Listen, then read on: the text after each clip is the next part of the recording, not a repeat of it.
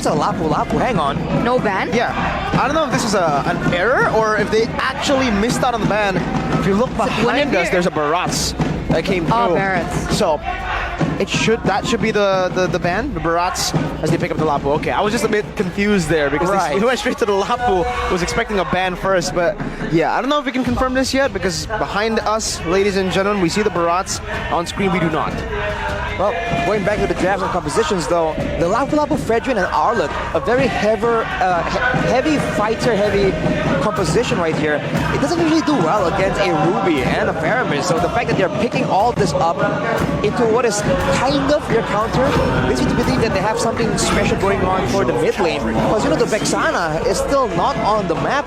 You have to wonder if Onic will be picking that up. The Grok and the Marcus though, already trying to counter all the crowd control, all their stuns, all the knockups with the crowd control immunity. So now they have good front line with crowd control immunity, and they have crowd control of their own. True damage is what Onic wants. So that's it. That's why, right? You were talking about this fighter-heavy composition. Gord needs that. Gord needs really good frontline to be able to cover him, as Gord will be in the back lines to dish out that damage. Yeah, it's just something, it's an Onic special at this point, right? You expect all these meta picks, you expect maybe a Vexana, all of the Lilia early on, the Faramis as well, but Onic saying, no, it's okay. We have our own hero pool, and they have shown, and just recently, the previous tournament, Sans played the Gord when nobody was expecting Gord. We expected Gord maybe at M5, but now in this meta, it's really hard to pull out the Gord knowing how chaotic the team fights, the skirmishes are. Onic can still do it though. They show that they can do it. Let's see if they can do it here in MPL Indonesia. That's the question. This is going to be the debut of Gord as well. No one has dared to pick him up. But of course, Onic, the Sky Kings, they think otherwise. We'll see if it works out for them, ladies and gentlemen, as we get into the Land of Dawn for game number 1 in this best of 3 series, the rematch of MPL ID's Season 12 Grand Finals, Geek Fam and Onic. Man, this is gonna be a tough one. For Onic, I think the idea is, you know, against a Paramis, you want good AoE damage that can just output and burst down every single one of those HP bars. Since Lilia isn't available, Gord kind of makes sense on paper, but it's gonna be so difficult with so much aggression, so many dive potential from Geek Fam, and you're seeing a boy, you know, on his signature Paramis. He's definitely gonna be a bit crafty with the NetherRealm timings.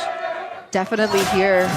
Beloyski still being that oppressive force, trying to give information onto Kyrie's whereabouts as well as try to hinder his movements. But you see that Onic, they might retaliate here. Beloyski already half health. Yeah. Still able to escape. Luke is able to secure a little bit of that XP, but gets chunked very, very low. Not the best of trades for Luke, and Onic are looking very good already early on. CW in this lane against the carry. We mentioned it in the draft. It's not the best lane for the Claude. It's already a dive attempt right now. Hazel's just hovering over. CW still waiting right there. He's super low. Hazel just needs to tap one button, and the battle mirror image brings Hazel back. He finds the kill back. Not bad at all, the trade. Jungle for goal lane early on. Great play by CW to at least make an even trade. But look at his trading potential from the carry. He still regens so much HP, and that's the bullying potential, man. You trade a couple of hits, but he disengages while hitting you because the skill, the dash, actually comes with a basic attack component, and that is a lot of issues for CW. That's what I was worried about. That's what I was worried about when Claude was picked up first thing in the morning, right? In the morning of the drafting phase. This CW is notorious. Oh, wait a minute. Top side. 1 HP on Boots. One more shot. A boy finds it. Boots has fallen to 2 side lanes, and Onic moves onto the setup for the first turtle. Geek Fam, they collapse onto the turtle.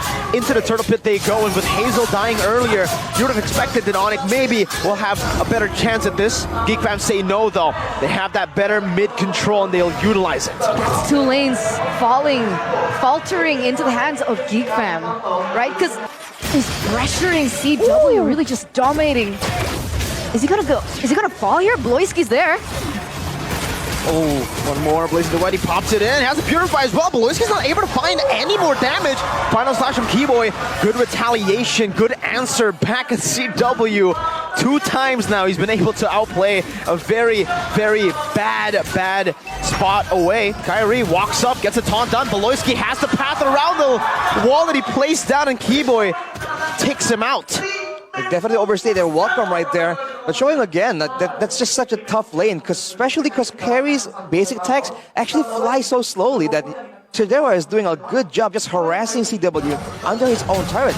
But now you're looking at Onic with a strong mid lane power spike here, with the Gord having the ultimate, having 1 or 2 items. This means that they have the burst potential to take out anyone who is not protected by a boy with the Faramis. In terms of emblems, does anything stand out to you here? Feels quite standard. Chidera with his build, Luke as well, Hazel, Beloyski. Well, there's a quantum charge for Keyboy, which usually we don't quite see on a aggressive roam Arlet. But he's going for a bit more movement speed because he knows it's a lot of... Two-man, I'm offended. Beloyski was able to steal away the orange buff. Boot finds the stun, finds the steal onto the turtle. Kyrie walks back a wild charge to re-engage in his team fight as Keyboy jumps in with a vengeance but gets caught in the decimate. And now with the reset, Sans has been walled away from the team. One big smack away, and Luke with a slash of his scythe and a flicker out to safety. With the Don't Run Wolf King, Kyrie not able to fully chase Boots. Is waiting on that cooldown. Meanwhile, on the bottom lane, CW with a fully popped in blazing duet onto Chidera is still unable to finish this carry off. And Onyx like, you were saying? You were saying? You were saying? I mean, we were talking about Boots in that EXP lane, going to be able to get that away, but here's CW. 3-man gang, the barrier, and the pin down with a Mortal Coil to give a boy a kill. 6-5 now. Keyboy is trying to hold that gold minion so that it doesn't get cleared out. 6-5, and still, that was gold lead for Geek. Again, as I was saying, right? I was really going to just... prop up Onic, and then Geek's like, you were saying again, Eterna. But yeah, Boots with that steal in the turtle lane. I think that shift in momentum was great for them, but Geek still hold on to that gold lead. It's a great moment for them for sure. Especially because we just talked about, maybe some miscalculations coming in from Boots. Well, turns out the man is a mathematical prodigy. But man, this game has a lot of action going on because in the mid game, both teams technically have a lot of power spikes. More damage for the side of Geek, but more crowd control for the side of Onic. There's only a difference in the utility where Geek technically has a bit more of an advantage, only if it's a 5v5 where they can get maximum value out of that Netherrealm. That's why these Purifies are going to come in very handy here for Geek, especially in these team fights. Earlier on, Chidera was very close, but luckily he had that Purify, popped it in. It should be up once again as the turtle spawns.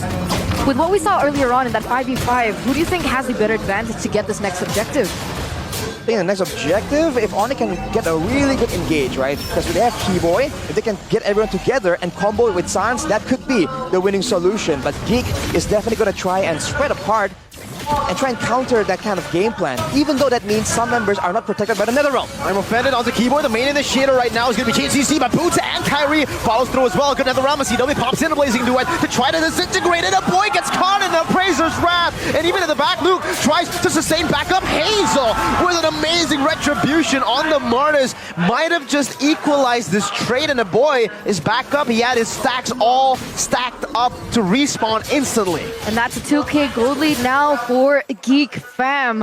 And I think that's an important thing to note was that Hazel was already 2 levels ahead of Kyrie. So in terms of that 50 to the Land of Dawn here for game number 1 in this best of 3 series. 8 minutes has elapsed, but look at Geek fam. Conceal play, CW battling her image into the blazing duet. A good final slot to cancel it out, but the wild charge still will be able to knock CW up. He pops the BMI back, but Luke is too deadly with his side. The beautiful Netherrealm actually saves Hazel right there in that position. Kyrie trying to look for a bit more of a trade here onto Luke. Pokes him a bit, but Luke's a bit too sustainable. He has so much sustain with that Brave Smite on the Ruby, and now a Sea Halberd. That was a beautiful display of chemistry for both of the teams. CW nearly got taken out earlier on, but the backup coming in from the rest of the team, as well as the backup after that from Geek, a boy Netherrealm. Perfect timing. I like the synergy from Geek fam. I think that's what a lot of people were afraid of against Onic. Onic, a team that's been together for so long, but Hazel coming in, it feels like a perfect fit. They've been moving a lot faster and in the right place at the right time before Onic can even react. Although a big problem is that they only have a single source of consistent damage, which is Chidera. Ooh, okay, Voloisky. It's fine. Just scaring them off. But as I said, man, they have one single source of damage. We saw that Kyrie earlier was taking damage on 3 members, and he's able to somewhat sustain that. That's going to become more and more of an issue later on. I'm offended onto Keyboy. 3-man, 4-man final slash, but Hazel holds him back with the Mortal Coil and cuts him out of the team fight and off the land of Dawn with a Decimate. And that's it. Hazel again with another member in his pocket. 3-2-3 KDA, a level above Kyrie right now. Does Onic really want to contest this and go for that 50-50? Only one level. Kyrie's walking up. A good Mystic Gush gets a boy low. Boots. Bravest fighter in the flicker right now, bidding on another realm as he dives in deep. The Lord actually knocks a member or a few members of Geek Fam. Boots gets a 3-man stun. Kyrie with Embracer's Pride, not able to connect right now, and he gets melted down before anyone can do anything about the Lord. Hazel's still on it. He's looking for the retreat. He fights it. He gets knocked up. He's 1 HP. And Sans finally is able to deal with this man. But still, it's a win for Geek Fam. A huge win for Geek Fam. 2 members taken out. They were able to take Kyrie out of the problem completely, out of the equation completely. And of course, Hazel is going to be able to take that Lord uncontested. A 4K gold lead for Geek Fam. But look at this. Luke. Gosh, and the flicker as well. Solo play from Sans, kind of equalizing, but at the same time now the Lord spawns, the waves are going to be empowered. This is where Geek wanted to try and control the waves as good as possible. They did great. That's part of why they were able to get to the Lord in more favorable terms. But now with the waves coming in, they can really start to try and siege, despite the lack of high ground, the lack of long distance poke. To look at the item builds, Chidera is going a lot more aggressively, not even going for the brute force. He thinks he's winning. He wants to go all in, but CW has reached the power spike, right? The 3-item power spike for the Claude. This means that he will do damage, but he needs to be coming in together with his team. They can't go in 1 by 1, because if Onic does that, there's no way they can get enough damage out to try and burst someone down, and then twice through the Nether Realm. That's the problem here, but look at this concealed play from the Geek Fam. Where are they going? All the way on to Sans. No flicker on Sans. Voloisky stunned up. Very good disengage and peel from Keyboy there to stop what looked to be Sans' death in the 11th minute of the game. The rotation all the way from top to bottom, though. Onic has done a very, very good job at clearing out this Lord push and siege. I don't think any turrets were taken down with that Lord push. No. None. Wow. They just went to try and get Sans, and he just serves away, right? As his hero is designed to, and Boost now going into for the clear again. They might find something, but no, they back away and try and stabilize. A weird moment there for Geek to try and chase instead of pressure Onic, instead of pulling them towards a turret maybe to, force them to defend it. They just went on and just started trying to hunt for kills. Yeah, that was value for Onic though in the defense. They are going to lose his mid-side turret, but that's like the best case scenario for Onic. They understand that Sans is one of the main core damage dealers, especially with that new item he picked up over there. And that's what they went for. Final flash actually brings Luke back to the Mystic Gush. Another realm pop in fear of a full commitment from Onic. A good disengage from Geek Fam. Looked very scary. Kyrie dashing forward, gets a taunt onto Voloisky. A wild charge defensively. Ooh. And now shredded down by CW. Blazing duel with the battle mirror image as well. Voloisky forced to flicker out with the conceal now. Keyboy still hovering over, looking for players. Brute slashes a boy, but will be traded back by Hazel with a Decimate. CW is able to siege down that tier 1. So a boot for a tower, essentially. And a boy. But a boy comes back a lot faster, but now you can see that they have momentum here. But Geek doesn't even care. They just rush straight for the Lord. Can they force another fight right here, right now? As CW tries to rotate in, and he might not make it in time. Kyrie's 13. He is walking up.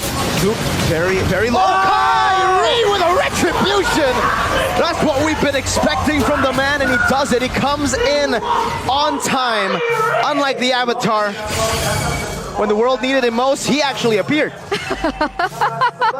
When the moment gets tough, that's where he delivers. That caught me off guard. But I agree. I mean, right before that even begun, I mentioned Kyrie was level 13, 2 levels behind of Hazel, but was still able to get that retribution, steal it under the nose of Geek Fam, and that is Onic coming back with the momentum swing.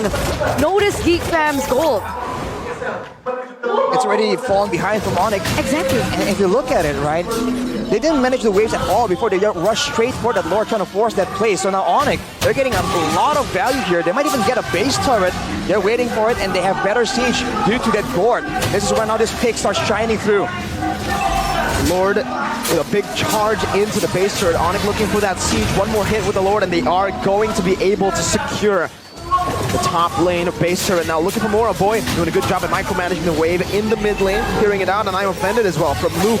And they will only lose one base turret for now. Another minion wave will be spawning. Can Onic actually get more from this? The question is, do they want to? You can see Onic going to rotate to get that buff away from Hazel.